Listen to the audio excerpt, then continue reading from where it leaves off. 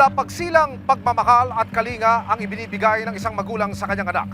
Pero bakit kaya ang isang ginang sa Tondo, Manila, hinayaan na lang daw na matulog, kumain at tumira sa pasilyo ng kanilang apartment katabi ng samut-saring insekto at dumi?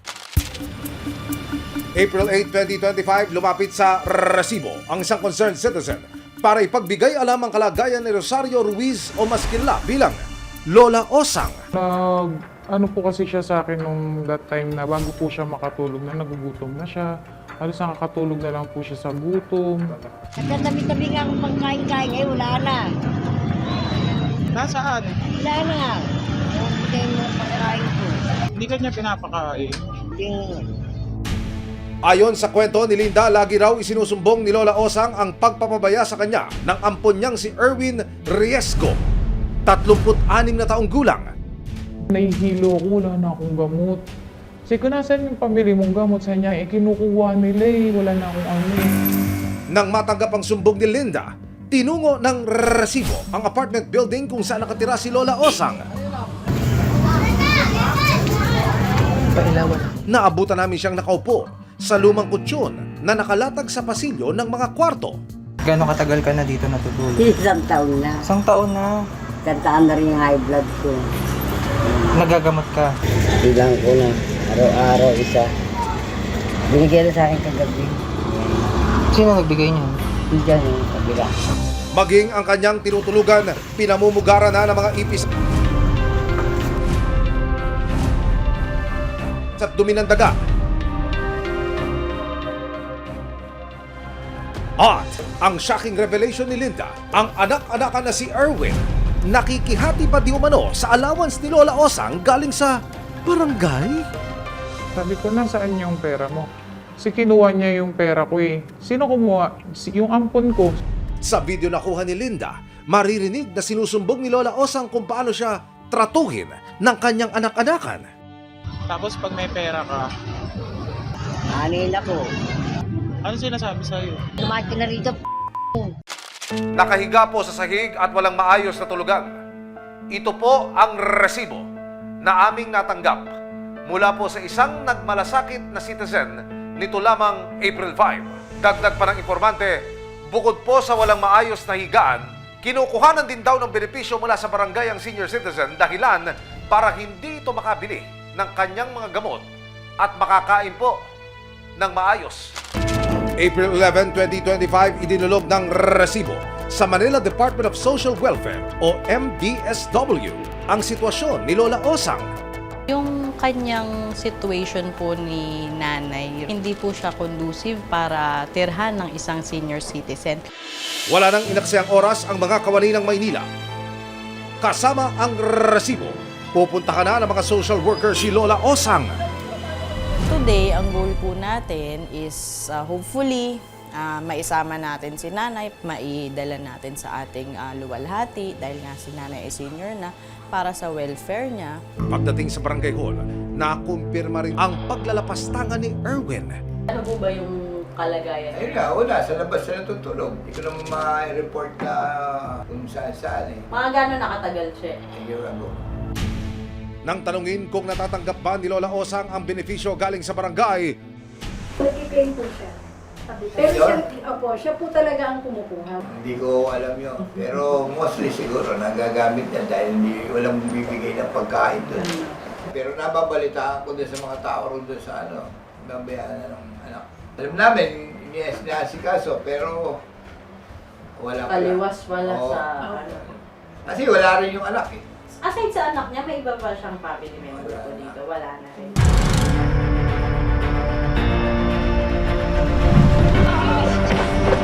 pagdating sa lugar, tumambad sa mga social worker ang kalunos-lunos na sitwasyon ni Lola.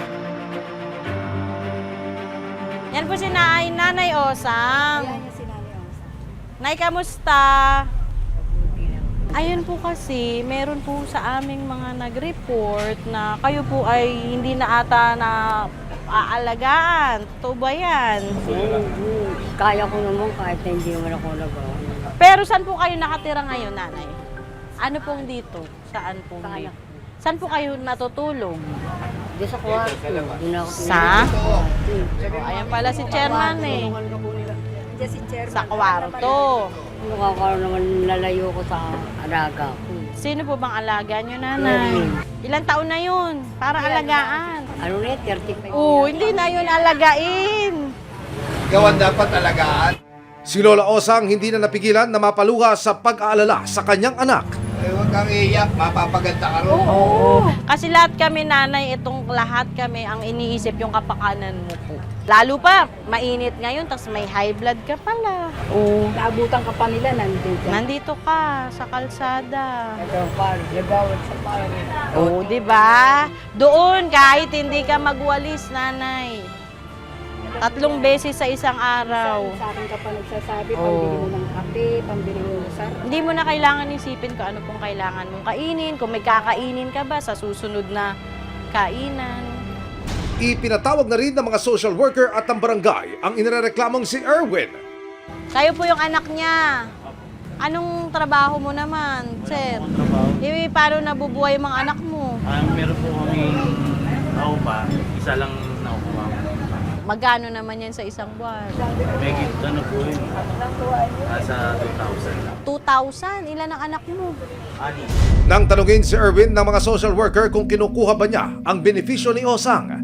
Bigayan lang po. Apo. Hati pa po ba kayo doon sa... Okay, siya naman po nagpupusa. Kusa niyang binibigay, hindi niyo po siya inuubliga na kunin. Anong niyo po sa kanya, alam niyo po. Nang puntahan ng mga social worker ang bahay ni na Erwin, maging sila hindi nakaligtas sa masangsang na amoy, mainit at masikip na daanan papunta sa tinutulugan ni Lola Osang. Ito po yung kwarto niya. Ayun po yung ano sa kanya po yung ano niya.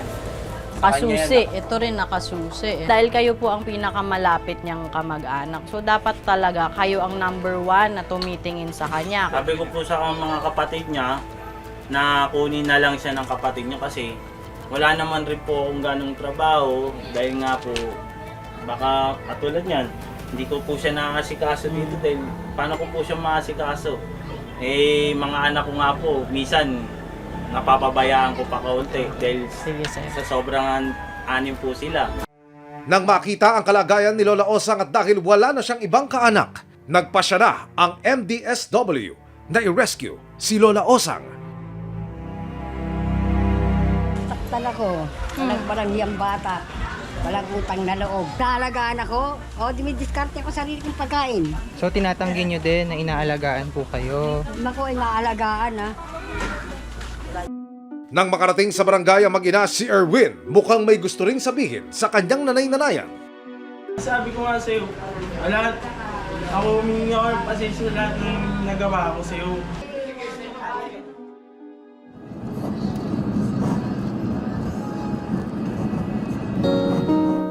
Dito lamang, April 14. Naihatid na si Lola Osang sa Home for the Aged, isang bagong takanan kung saan matututukan ang kanyang kalagayan at mga pangangailangan. Dinala po natin siya dito sa ating Reception and Action Center para po ma-experience niya kung ano ba dapat po talaga ang pamumuhay ng isang senior citizen.